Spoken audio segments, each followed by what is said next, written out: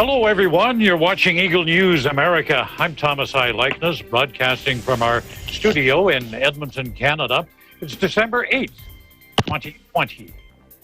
In the news, we have updates from several of our correspondents from across North and Central America. May Davila in Ciudad de Panama reports about Panama setting the priorities for who gets the COVID-19 vaccine first. Eliza Gonzalez-Manglik-Mott in Washington. Washington, D.C. mayor announces a $1,200 local stimulus payment to support thousands of Washingtonians. E.J. Gonzalez in Alexandria, Virginia will tell us about a new law banning no-knock warrants in the state. Carlo Valdez in Union Township, New Jersey, reports on a restoration project for the Newark Penn Station. Jane Kathleen Gregorio will report in from Corpus Christi, Texas. Texas Attorney General sues battleground states for unconstitutional changes to 2020 election laws. Texas governor issues statement on oil storage tank explosion in Corpus Christi. Pearl Rogashian in North Hills, California. Governor Newsom announces California Notify app to alert residents of COVID-19 exposure. Maysima Brembre in Sacramento, California reports that ICU capacity in that state continues to fall below 15%. Anna Cui in Las Vegas, Nevada will tell us about a COVID task force that is ready for vaccine distribution. And she'll also answer some of our common concerns about the vaccine. Plus, tonight's virtual roundtable. Today is Pretend to be a Time Traveler Day. We'll be asking our correspondents where they'd like to time travel to, that is, the past or the future.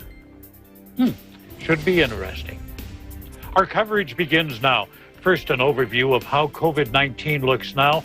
According to the Coronavirus Resource Center of Johns Hopkins University in Medicine, as of 6 p.m. Eastern Time today, the number of cases of COVID-19 reported worldwide is now more than 67,916,000. Top three on the list of countries with recorded cases: the United States, 15 million. India, 9.7 million.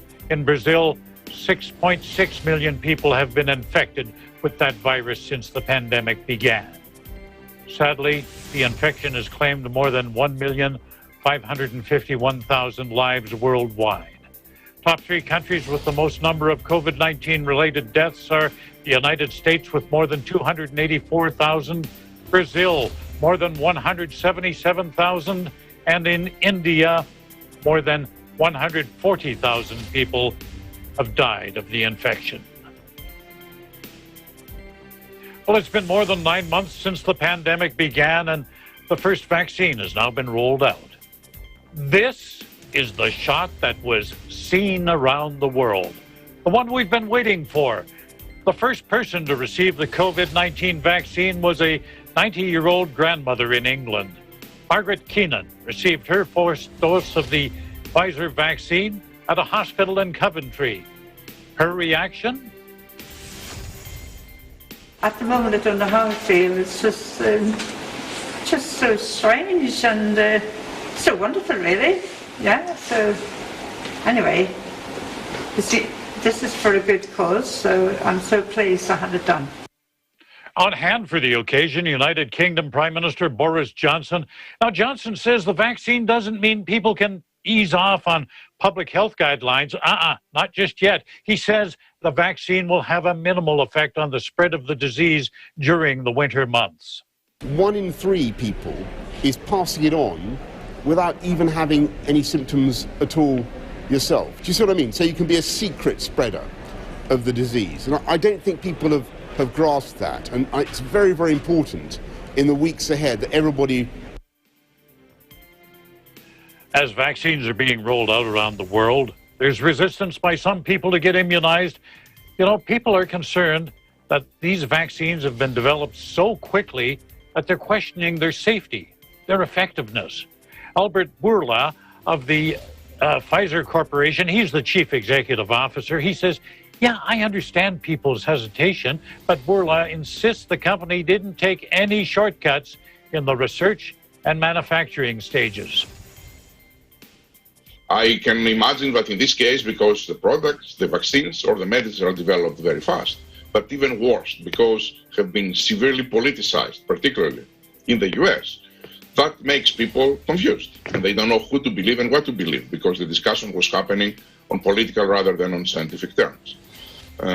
What I tell them it is that we didn't cut any corners, that we tested this vaccine with the exact same way that we are testing any vaccine. Today, the U.S. Food and Drug Administration issued a briefing document saying the Pfizer vaccine is safe and effective. That raises expectations that it will soon receive emergency approval in the United States. President-elect Joe Biden says his first order of business when he takes office is to require Americans to wear masks for the first 100 days of his administration. Biden says he also wants to have at least 100 million people vaccinated in that time period. But he says at this point in the pandemic, again, vaccination's not enough. I'm going to ask for a masking plan. Everyone for the first 100 days of my administration to wear a mask. It will start with my signing an order on day one to require masks where I can under the law, like federal buildings, interstate travel on planes, trains, and buses. Biden takes office on January 20th. Well, let's take a break from the serious stuff now. I have a few offbeat stories I want to tell you about. First, we go to Dubai. Welcome to Gitex. It's a week-long event that gives inventors, innovators, startups, and even governments a platform to show off their latest gadgets. Even with the pandemic, tens of thousands are flocking to the exposition. Some of the more far-out devices include flying taxis. There's a joint venture of Hyundai and Uber. And there's the unusual robots, including some lifelike ones.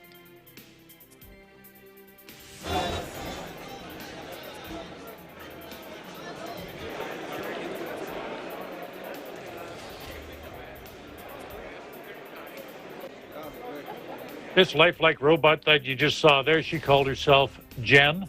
She talks and responds to questions.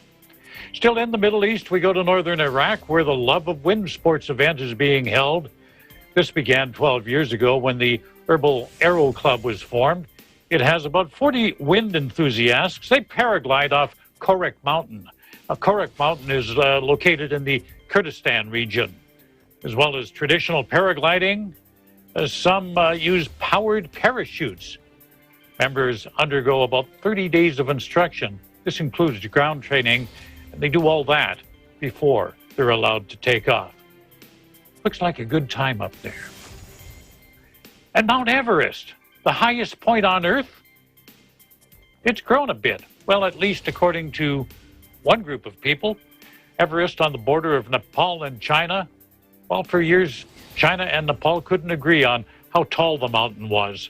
Nepal never agreed with the U.S. measurement of 29,035 feet. Neither did China, which insisted the mountain was just 20 feet or just over 6 meters lower than the American measurement. After decades of debate, China and Nepal have fixed the official height of Everest. It's now 29,031 feet. That's about 8,850 meters.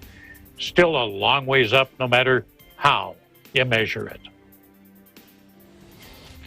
In the Central American country of Panama, the government has set the priority for just who is going to receive the COVID-19 vaccine first. Eagle News correspondent May de Villa reports.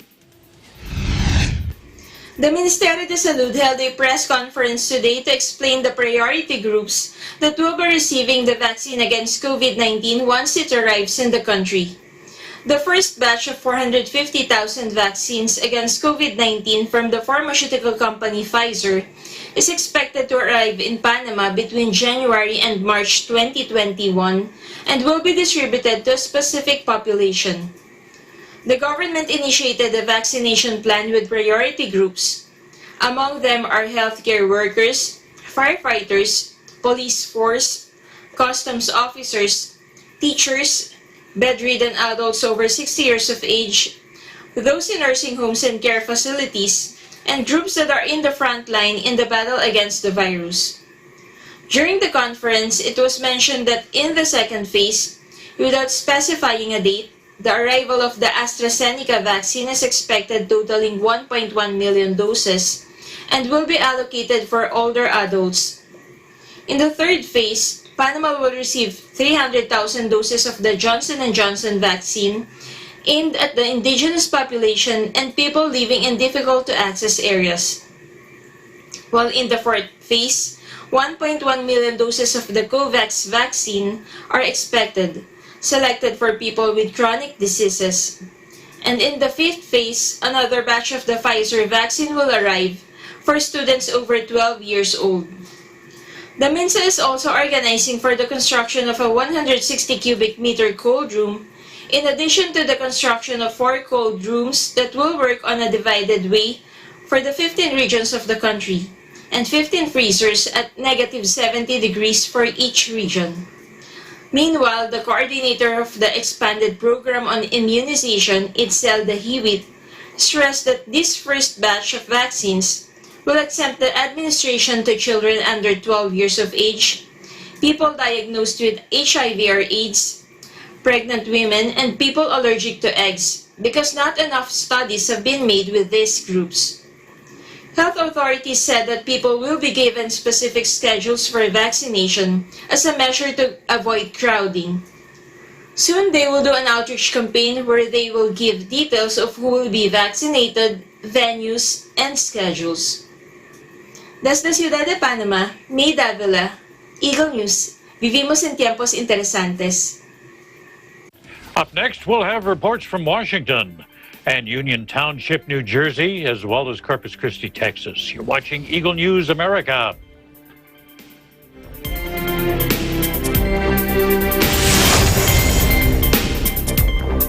Sa pagsasara ng mga bansa sa panahon ng pandemya, isang bayan ang magbubukas ng kanyang pintuan. Miss Reina, kakausapin daw po kayo ni Mr. Dalmundo.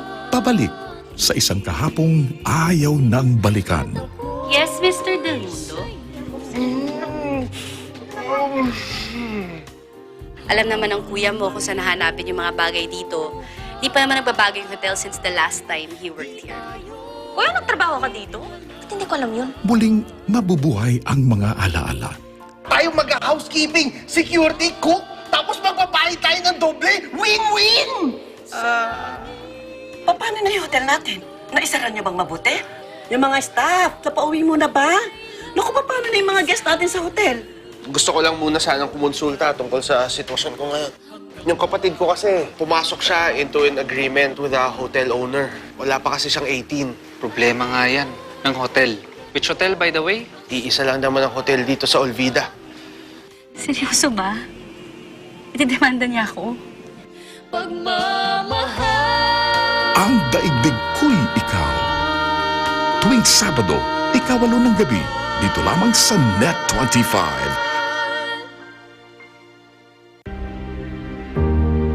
It says the best defense is still containment. We are in uncharted territory. Final volume 450. The fire on to 100%. Traffic ban. Consumption eh.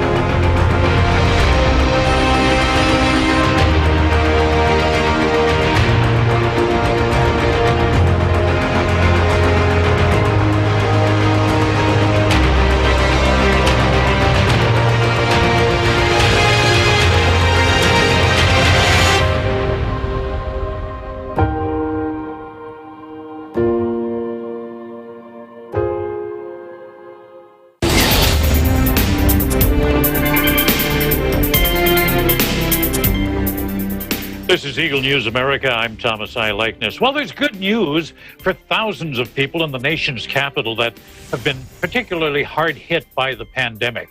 The mayor of Washington has announced a $1,200 payment for those people.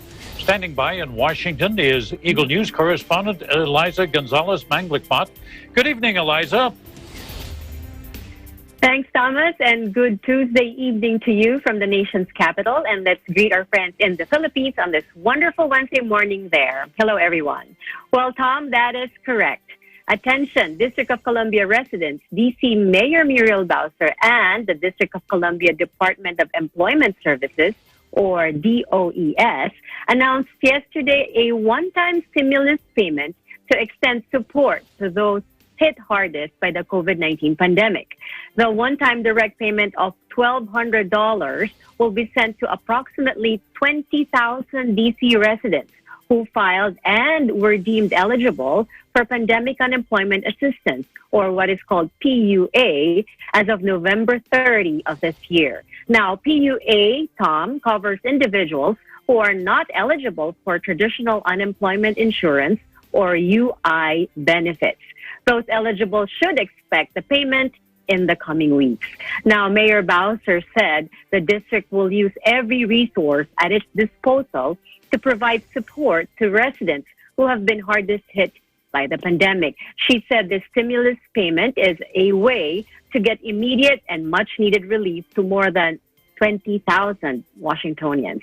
However, Mayor Bowser said short-term relief is not enough and urged federal partners to pass legislation that recognizes the needs of millions of Americans who have made tremendous sacrifices and who are struggling to get by through no fault of their own. Now, federally funded benefits of PUA recipients will expire at the end of the year, hence the payment of this one-time stimulus.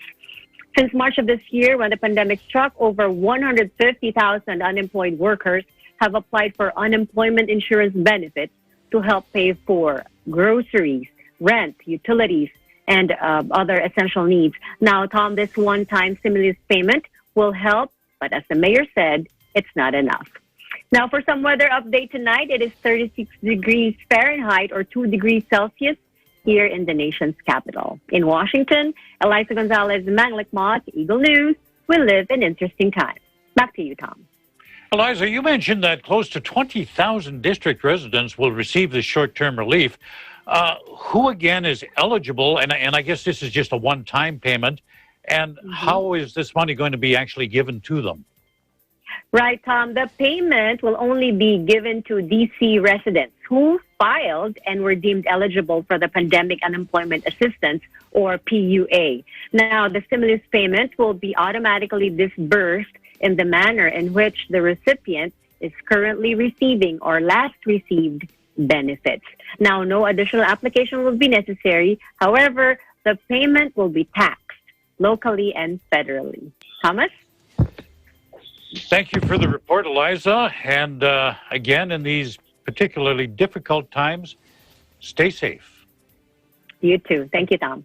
We go now to Texas, where the governor in that state has issued a statement about that oil tanker explosion this past Saturday. 7 people injured in that.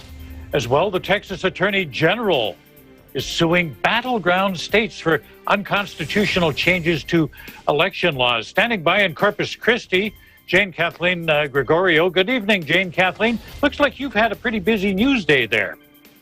Good evening, Thomas. Yes, we've been pretty lively here in the Lone Star State. We start first with the news from the Texas Attorney General's office.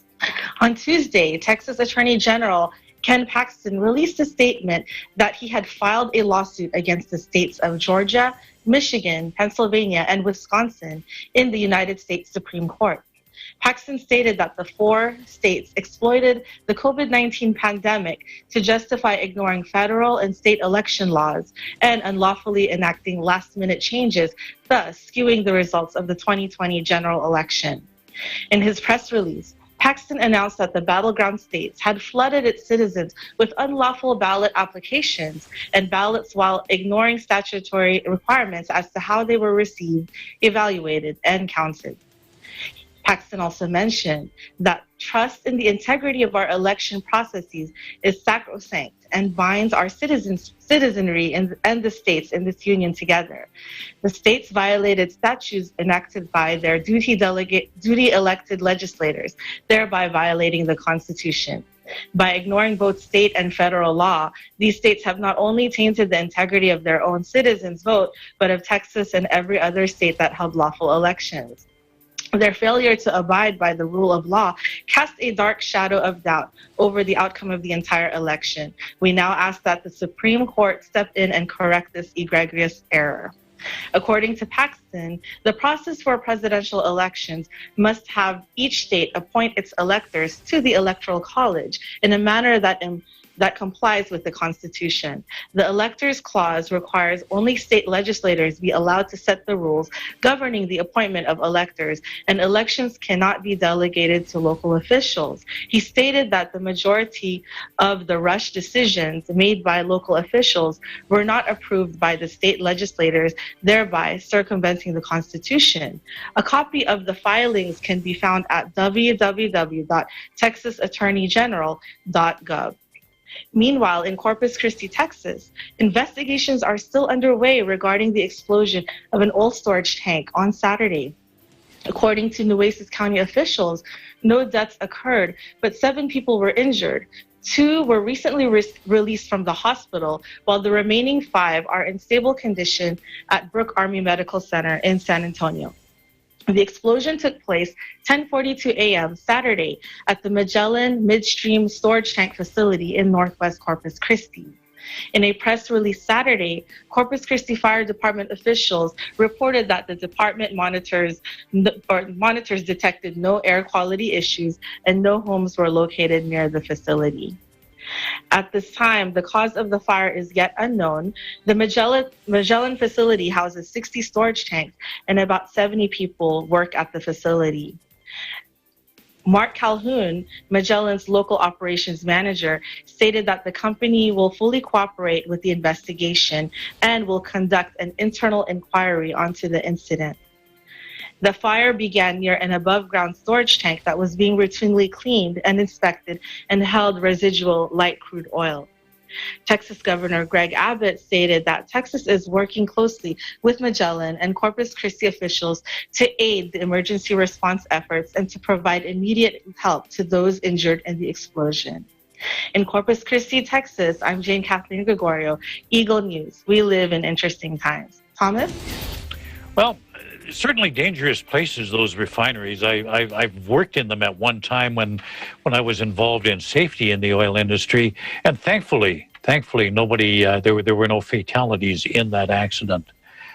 Yes, Thomas. In fact, the fact that it was in a storage facility and not necessarily an active refinery, that was a big help. But according to the press release from the city and county officials, the emergency response team was very quick to address the incident and thereby prevented any further loss and damage. Thomas? Thank you for your report, Jane Kathleen, and stick around. We've got that interesting topic at our virtual roundtable a little bit later, and we look forward to hearing your answers on that. New Jersey Governor Phil Murphy has announced a restoration project. It will take place at the Newark Penn Station. Eagle News correspondent Carlo Valdez has that story. Thanks, Tom. On Tuesday, Governor Phil Murphy announced of the $190 million upgrade and renovations at Newark Penn Station. Newark Penn Station is the 7th busiest rail station in North America, and also one of the busiest stations in the area. Governor Phil Murphy said, Penn Station is a vital hub, not just for those heading to New York City each day, but it is also a gateway to Newark and the resurgence that has taken place here over the past 2 decades. We are thrilled to announce these renovations, which, when completed, will help restore this historic station to its former glory. The project will begin immediately with $30 million to be used for restorations. Additional upgrades will be for the next 5 years that total to $160 million. Its future plans are for the station to become a destination where it will have a dining and a shopping experience inside the concourse. And as for coronavirus figures and numbers, New Jersey reports of 5,820 new positive COVID-19 cases, pushing the total to 377,055.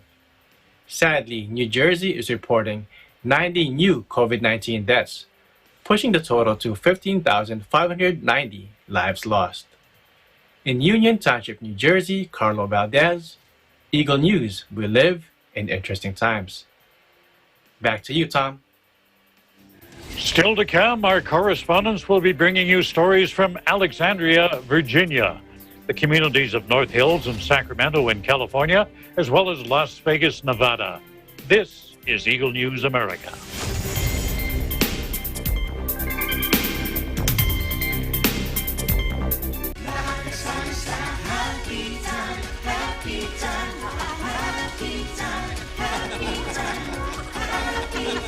Gusto namin maging happy ang mga viewers sa amin pagpapatawa, sa amin pag-entertain, iba-ibang segments and games.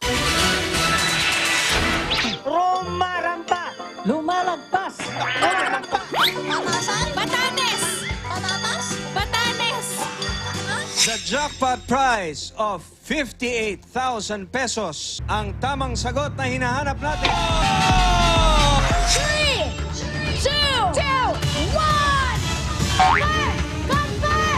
Confirm! Happy peeps, on the Happy Time stage, please welcome. Magandang dilag sa isip mo, aman mo.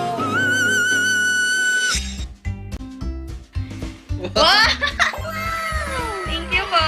Ay, maraming salamat po! Taos puso po kami nagpapasalamat sa malaking tulong na inabot niyo po sa amin. Please watch Happy Time every day, Monday to Friday, dito lang sa Net 25. Happy Time, Happy Time, Impormasyong mahalaga sa taong bayan. Patas na pagbabalita. Papakinggan ang magkabilang panig. Lilinawin ang mga issue at kaagad na ihahatid ng objektibo. Mata ng Agila. Tumadagit ng pinakasariwang pangyayari, hindi lamang sa loob ng bansa, kundi sa iba't ibang panig ng daigdig. Mula sa Eagle News Teams at sa tulong ng makabagong teknolohiya, tiyak na makakalap kaagad ang katotohanan.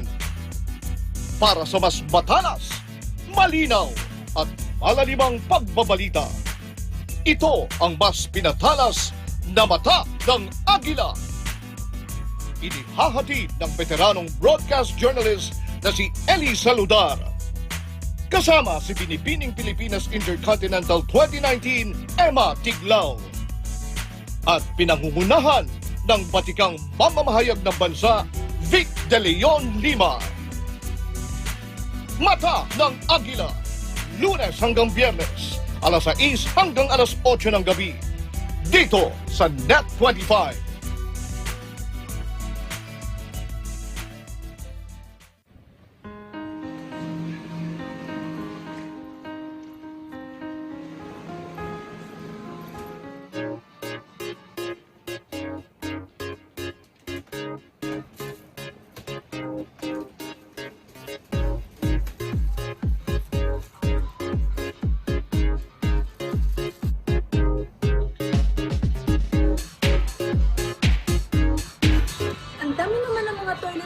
Tissue boxes mo.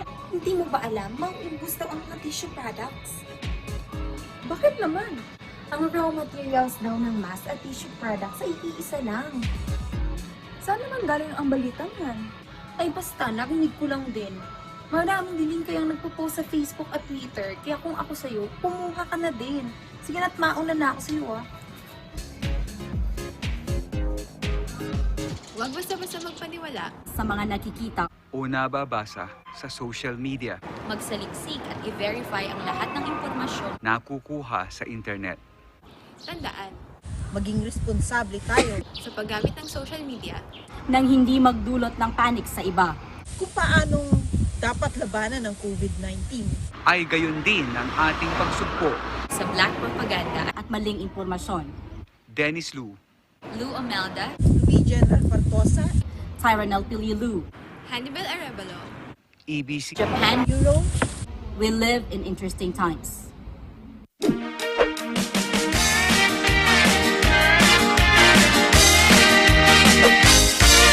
Mga kababayan, tulad ng OFW, makasa at biyaya ang gusto sa ibang bansa.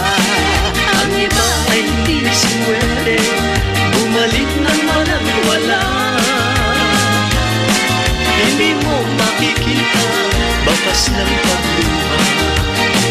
Ang Pilipino, simple lang ang gusto. Basta't may kwentuhan, tawanan at kantahan. Masasayang tao, mga OFW. Anumang problema ay kayang-kaya, kahit walang pera.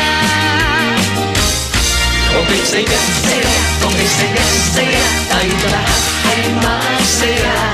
Tumawa ng tumawa, dapat laging masaya. Buhay ay gaganda. Okay, saya, saya. Okay, saya, saya. Tayong lahat ay masaya. Kumalong, sumigaw, kumanta, sumayaw. Tayong lahat kaya saya, saya. Okay, saya, saya. Okay, saya, saya. Tayong lahat ay masaya. Tumawa ng tumawa, dapat laging masaya. Buhay ay gaganda. Okay, saya, saya. Okay, saya, saya. Tayong lahat ay masaya. Tumalong, sumigaw, kumanta, sumayaw. Tayong lahat kaya saya, saya.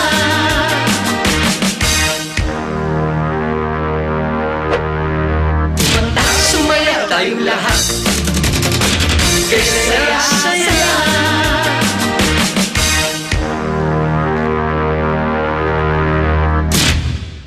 Ikaw ay akin. Sa mundong waring walang puwang para sa kanilang pagmamahalan, sapat pa ang tibok ng kanilang mga puso upang bumuo ng daigdig nilang sarili.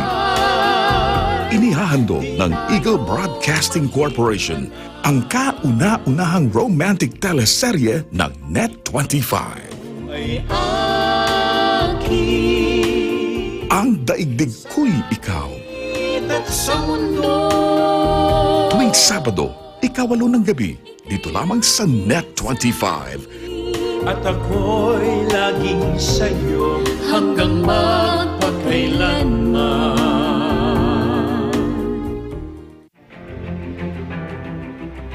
Sanay na sanay eh. Pro na pro.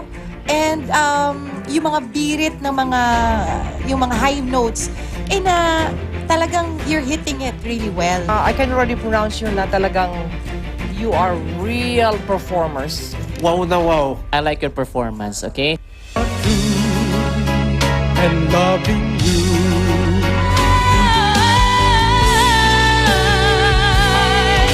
Manati sa ating nabubuhay na tuloy ang pangarap.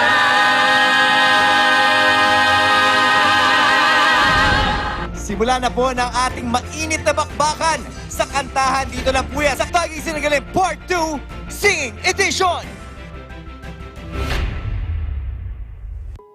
Hello there. Imagine Dami got the virus, and she infected 2 more. And those 2 infected a lot more of people. And it goes on and on until it became an epidemic. But what if Dami stayed at home? Then those 2 wouldn't have contracted the virus. Then those people would have not been infected. This is not just your battle, it's everyone's, and you can be a huge help. Follow social distancing, or better yet, stay at home. Innovation, digital disruption, globalization. Startups, micro, small, and medium enterprises, as well as large corporations, all face interesting challenges in the market today. Peek into the world of exciting opportunities and partnerships to drive growth with the latest business news and information. We are open for business.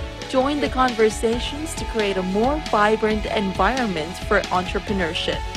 Catch Open for Business every Saturday from 5 to 6 p.m. Open for Business, from vision to action.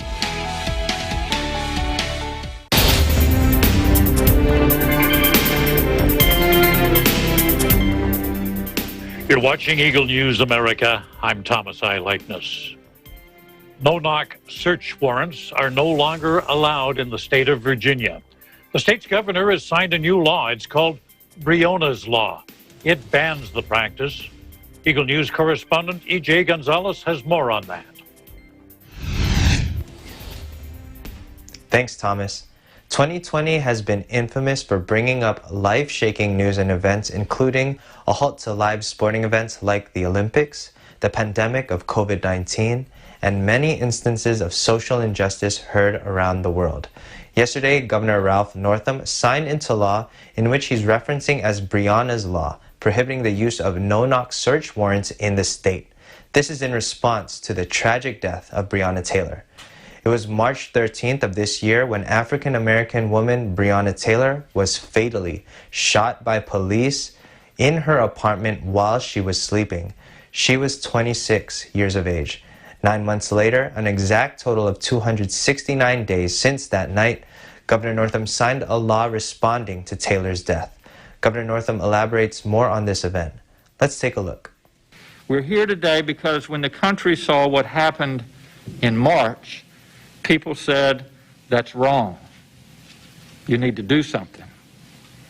I want you to know that we are taking action here in Virginia. Today, we're taking a step forward to making sure other families don't suffer the same loss as your family. This new law bans the use of no-knock search warrants. Virginia becomes the first state to take this action since Breonna's death in March. This is the right thing to do. Only 3 states have this law and more needed. The governor was joined at the signing ceremony by Breonna Taylor's aunts, Bianca Austin and Tahasha Holloway, and civil rights advocate and attorney Ben Crump. Crump represents not only Breonna's family, but has represented families who have suffered from racial injustice, such as George Floyd, Trayvon Martin, and Jacob Blake. The governor said that by signing policing reforms like this, Virginia leads the way in making communities safer and balancing the fairness of the criminal justice system. He said these are not anti-police measures, but rather pro-people laws that can rebuild trust between law enforcement and communities they serve. Governor Northam added, while nothing can bring back Breonna Taylor and so many others, we honor them when we change laws, when we act to correct long-standing wrongs, and when we do the work to make sure more names do not follow theirs. Other laws that were passed this year by Governor Northam for criminal justice reform include the reducing the militarization of local policing, strengthening law enforcement training and the decertification process, and limiting the use of neck restraints. In Alexandria, Virginia, E.J. Gonzalez, Eagle News, we live in interesting times. Back to you in the studio. We go to the other side of the country now, the West Coast, where California Governor Gavin Newsom has announced the state has an app that will alert people if they've been exposed to COVID-19. Joining me now from North Hills, California, Eagle News correspondent Pearl Rogashian. Pearl, welcome to the program. When will this app be available?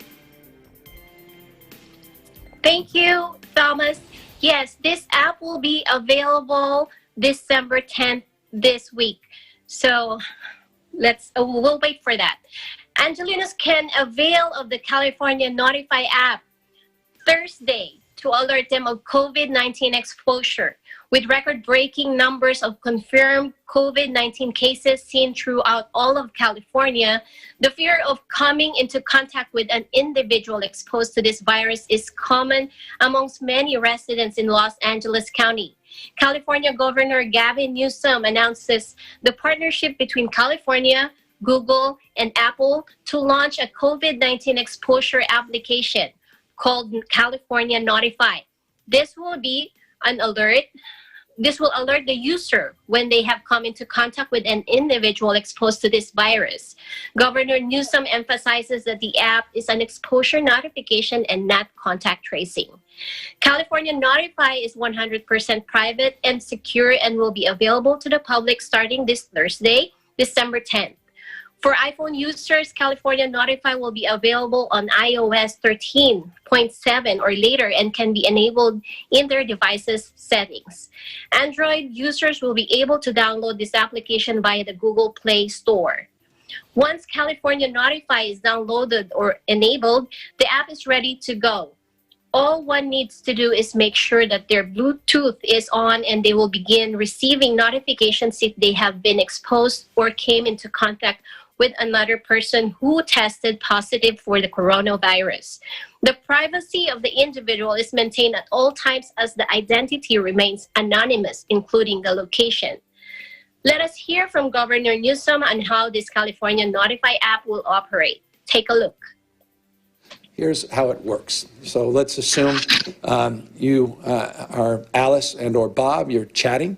You're very close. You're not socially distanced. You're not physically distanced. You're chatting for a number of minutes.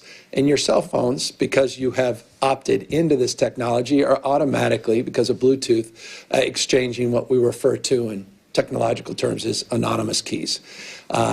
You have a few days later, you determine, you discover, if you're Alice, that you have tested positive for COVID. And you receive a code via text from the California Department of Public Health for the California Notify. So what does this mean for Bob? Well, if Alice consents for California Notify to anonymously alert other users that she has likely been exposed in the last 14 days, then Bob gets notified and is directed to information with an alert. It looks a little bit like the one you see up on the screen. You've recently been exposed to someone who's tested positive for COVID-19. Tap this prompt for more information. That more information will lead you to information that's been provided by the California Department of Public Health on what you can do next. California Notify does not exchange any personal information or track one's location, as it just records close interactions with others. Once the user comes into contact with a person exposed to COVID-19, they will receive a notification as soon as the COVID-19 positive individual approves exposure notifications, allowing the alerts to be delivered. The time frame in being notified relies on how fast the individual obtains the positive test result, as well as how rapid the act is in approving the sending of the notifications. One can be alerted of exposures within the previous 14 days. In North Hills, California, Pearl Rugation, Eagle News. We live in interesting times. Back to you, Thomas. Thank you for your report, and stay safe. Still with California, space is getting tight at intensive care units in the state's hospitals. As Eagles News correspondent Macy Membrari reports, capacity continues to fall below 15%. Thank you. In Northern California, the San Joaquin County currently has a total number of 27,844 confirmed cases of the coronavirus. With about 10 months into quarantine, the effects of the coronavirus and restrictions have caused people to feel fatigued about following safety guidelines. Although there are ordinances and safety measures in place, people are wearing out and opting to gather with family and friends, regardless of the consequences. Now, nearby in Stanislaus County, the number of confirmed coronavirus cases reached an all-time high of 448 new cases just at the beginning of this week. Officials are concerned of the number of cases that may arise as a result of the gatherings that may have been held during Thanksgiving. With the continuous surge of cases, healthcare workers and facilities are overworked and are filling up. Officials in Stanislaus County are worried about hospitals reaching maximum capacity by the middle of December. Now, if hospitals are full of COVID patients, then it may be more difficult to accommodate others who are also experiencing other serious medical issues. Currently, the ICU capacity is below 9%, which according to the new stay-at-home order, anything below 15% means that the region would have to follow stricter stay-at-home guidelines. County officials are continuing to remind everyone that by following the safety measures that are laid out, we can all do our part in decreasing the number of cases. So by following the safety guidelines, we are already doing our part in taking care of not only ourselves, but our fellow community members as well.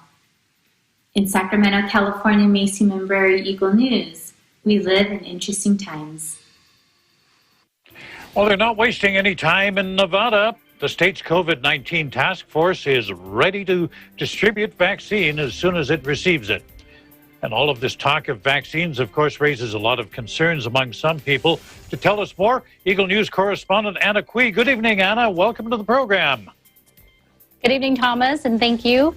Yes, as the U.S. waits for FDA to issue the emergency use authorization for COVID-19 vaccine this week for Pfizer and next week for Moderna, Nevada COVID-19 Mitigation and Management Task Force is ever ready to put their vaccine playbook into action for redistribution. Representative from the Department of Health and Human Services repeatedly said during their meeting last week that things will move very rapidly shortly after they receive the much anticipated approval.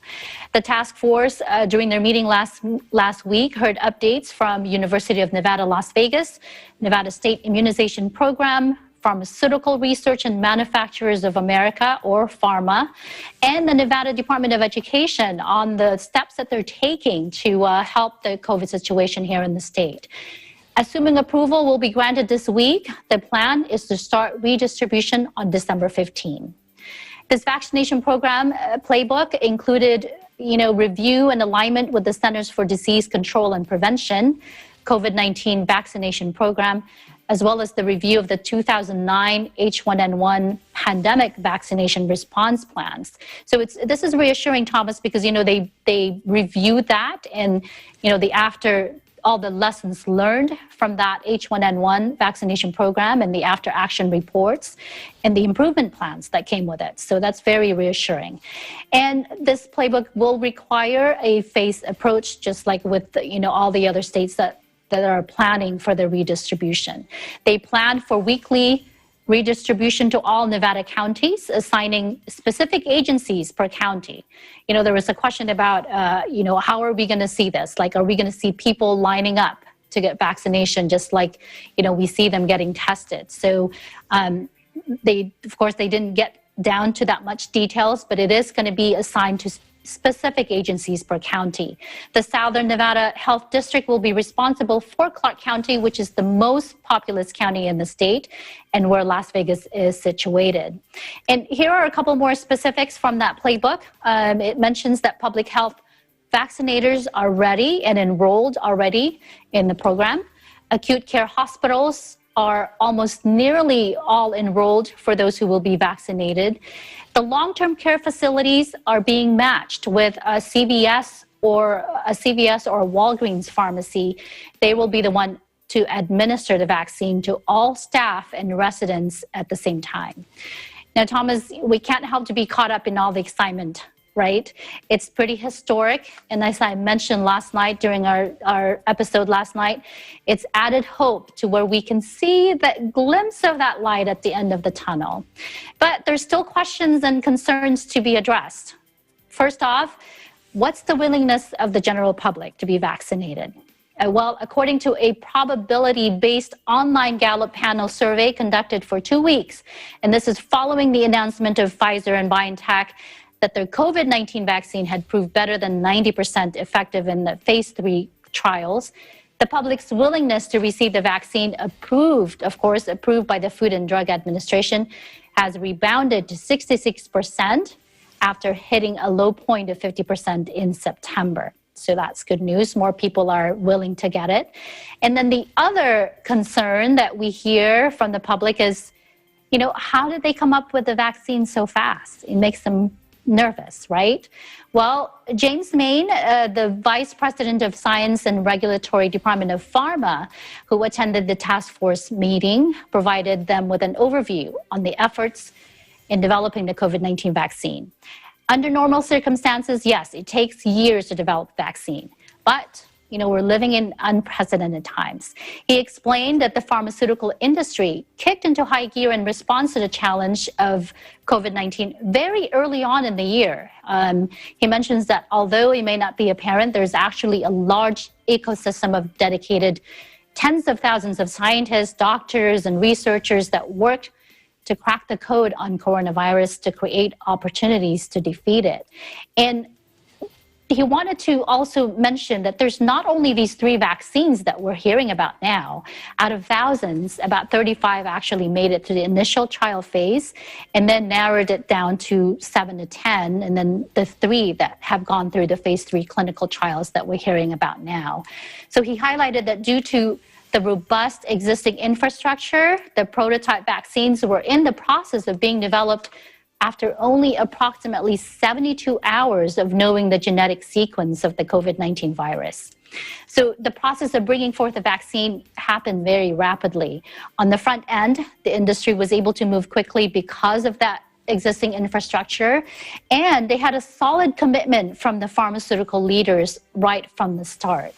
On the back end, it's the manufacturing and distribution that usually take a long time. That's because, you have the funding commitment and the regulatory approval that happens all on the back end.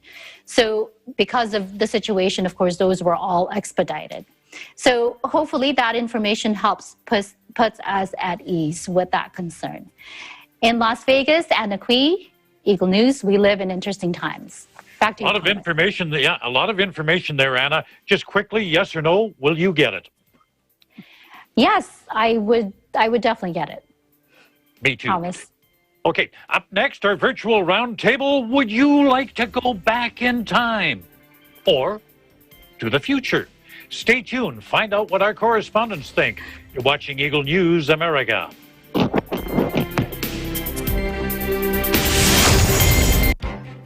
Events happen around us all the time, in our community, in our country, around the world.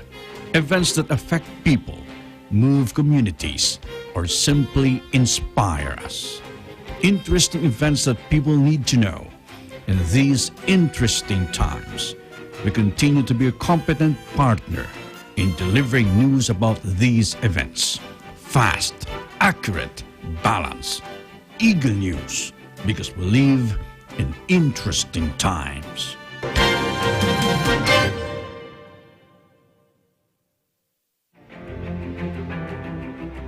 Sanay na sanay eh. Pro na pro.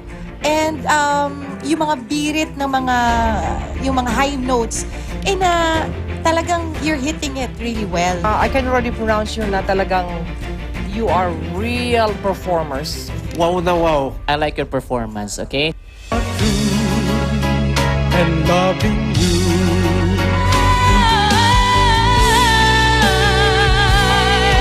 Marami sa aming nabubuhay, patuloy ang pangarap.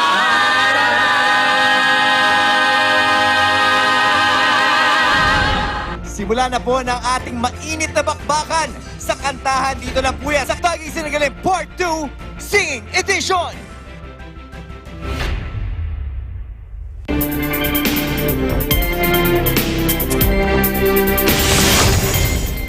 You're watching Eagle News America. I'm Thomas I. Likeness. Well, it's time for us to all gather around the virtual round table And today is Pretend to Be a Time Traveler Day.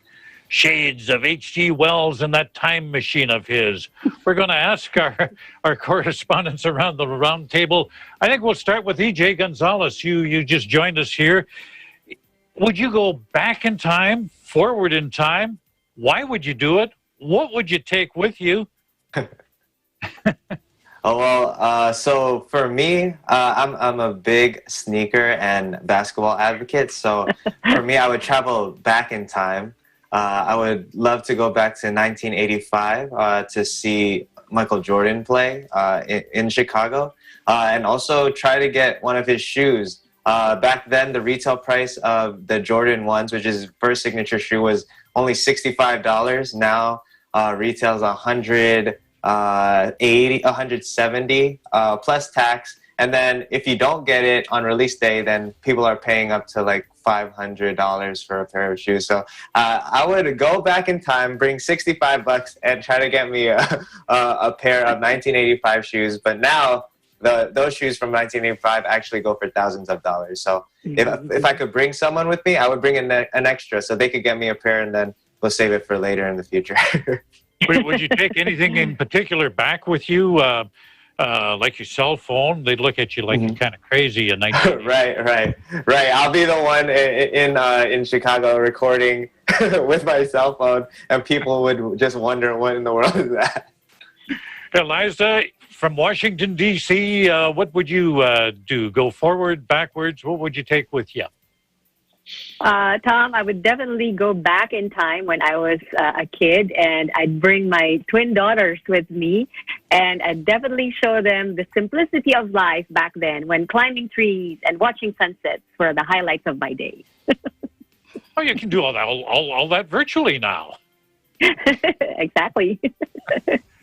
Jane Kathleen, how would a Texan handle this?